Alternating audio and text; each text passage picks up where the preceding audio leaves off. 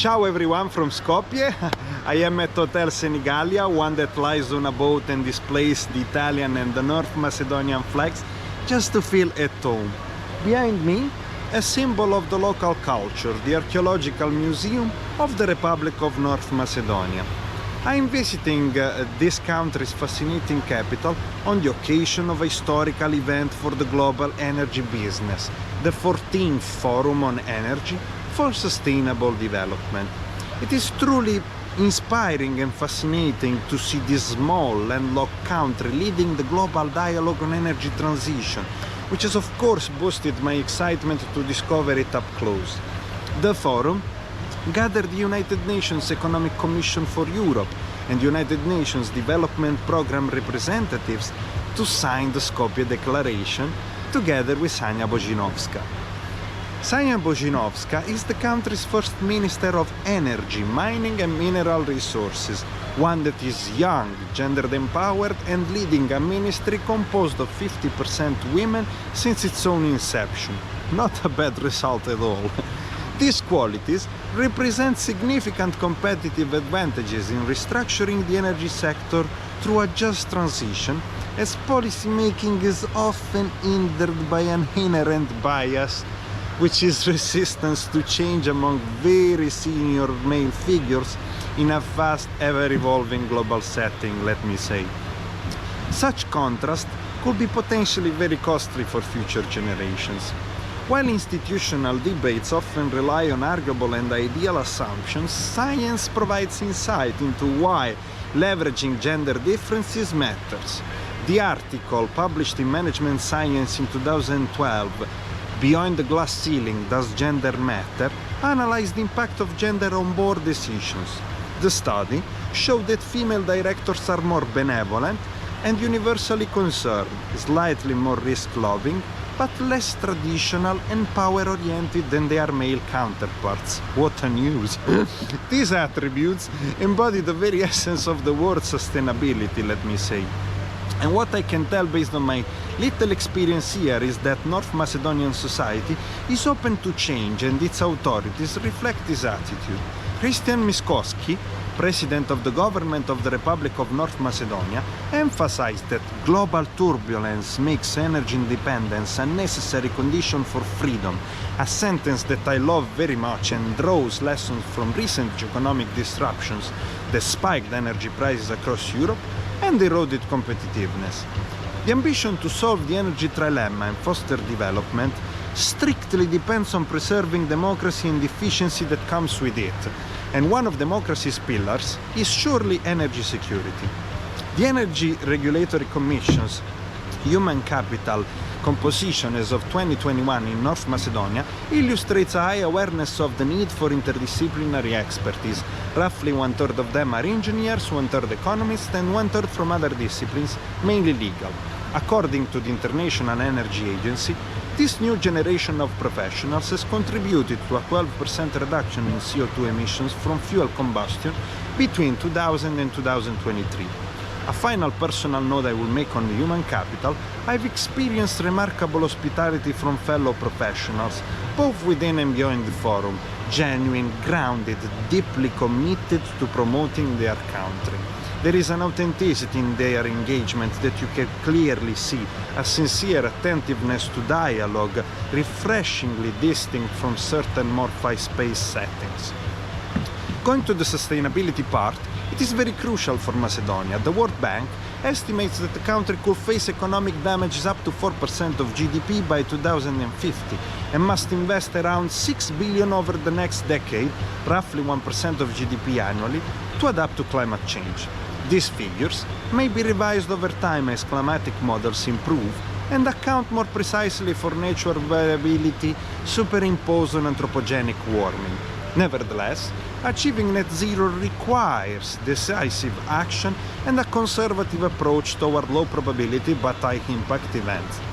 The Skopje Declaration has genuine potential to attract investments and foster public-private partnership, leveraging the country's resilience and investment-friendly context. Net inflows of foreign investment averaged about 3% in the pre-pandemic period and have nearly doubled yearly since 2021. Electricity consumption, for example, rose almost 8% in 2021, reflecting the country's resilience to recover from crisis, minding a turbulent past. Indeed, just on the other side of the river, there is the Museum of the Macedonian Struggle for Independence, a title that says it all. North Macedonia, when it comes to the energy mix, remains a net energy importer, with electricity imports averaging 30% over the past decade, though much is merely transit. In 2023, imports came mainly from Bulgaria, Serbia, Hungary, Greece, and the remaining 14% from Albania. Fossil fuels dominate, with fuel combustion responsible for 70% of greenhouse gas emissions, led by electricity production 40%, transportation 20%, and waste management 11%. Electricity generation relies on thermal plants using lignite, mazout, a low-quality heavy fuel oil typically used in power plants of the ex-Soviet Union, as the name suggests, and natural gas. Alongside, there are hydropower, wind, solar, biomass and biogas. Coal has consistently provided about 36% of generation until now.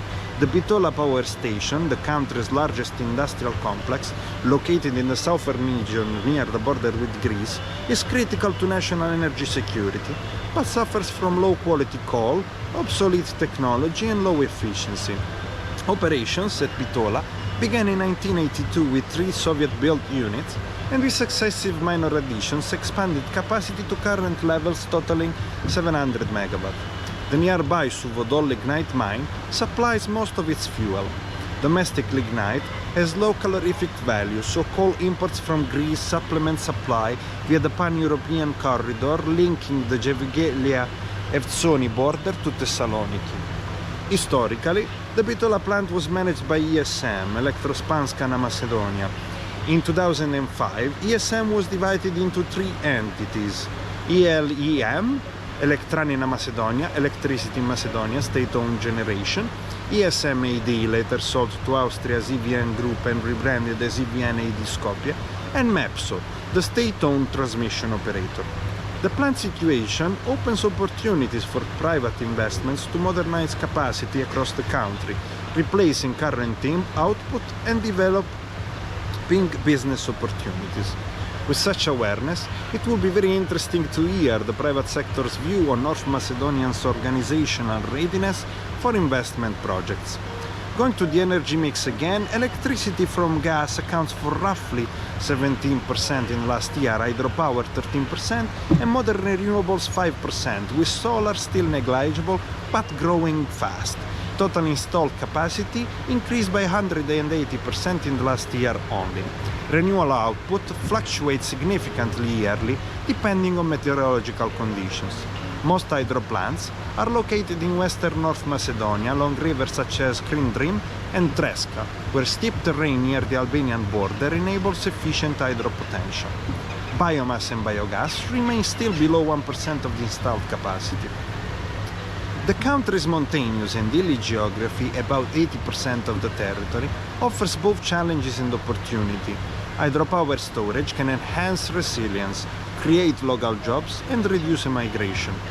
An open question will be, how does hydro storage compare with battery energy systems in terms of cost, efficiency, and long-term implications for resilience? On the other side, there are open prospects for geothermal energy and even natural hydrogen exploitation, considering the region's rich geological endowment. Let's go now to the geopolitics of energy. Potential US cession could further enable energy development. Grid modernization would unlock additional wind capacity. During the 2010s, EU alignment led to environmental upgrades at power plants, such as implementing the wet method for desulfurization and reducing particulate emissions, with secondary benefits like noise reduction. In March 2019, ELEM was renamed ESM, Power Plants of North Macedonia, following the PRESPA agreement in 2018 under the United Nations Security Council resolutions 817 and 845. This resolved the naming dispute with Greece and facilitated EU integration. These challenges, despite broad institutional support for EU membership still being vivid, have caused disillusionment across the population. Yet motivation remains high compared to broader EU turbulence, raising additional questions on the assessment between EU accession and a more multilateral and independent approach to energy sovereignty, as regional and global turbulences cast uncertainty over Europe and EU industrial actors face constraints from complex regulations. Historically, frequent government turnover has hampered political continuity, let me say as always, in many other places in the world. Only Branko Krynkovsky 6-year mandate starting in 1992 lasted long enough to consolidate initiatives, while many other governments survived mostly a couple of years, if not only a few months. Minding the country's size, shape and position, many project drafts promoted by international actors were proposed but never realized due to such political discontinuity.